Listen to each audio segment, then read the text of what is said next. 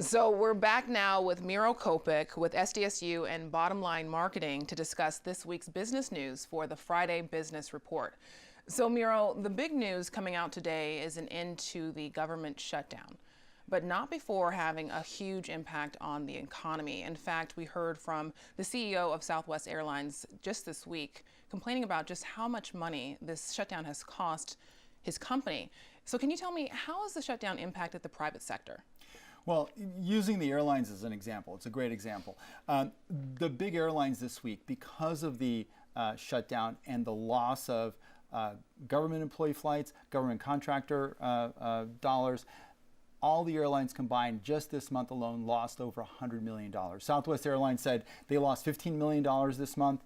They also, because the FAA was not working, they're looking to get approval of a lot of new routes to Hawaii for this summer, and they don't have them. And those approvals will be delayed for several weeks. And so consumers who are looking to book vacations this summer are going to have fewer options to go to Hawaii because Southwest doesn't have the flights that are available.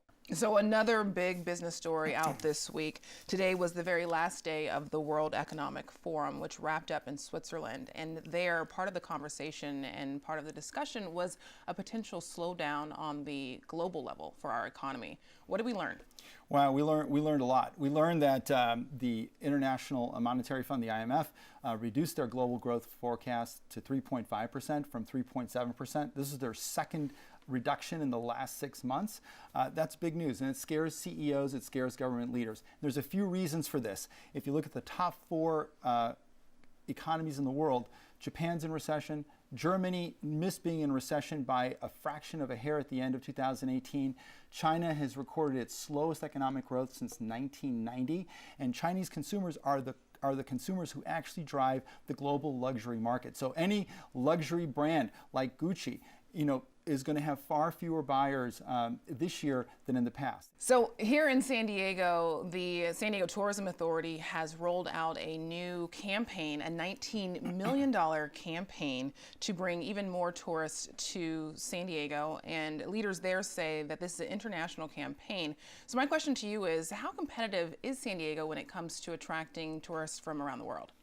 San Diego is actually pretty competitive, but compared to the real big tourist destinations like Chicago, Los Angeles, and New York, our growth rate was a little less than those. But they also are attracting 50 to 70 million tourists. But we've had a lot of positive things in terms of better and updated attractions like SeaWorld or Legoland.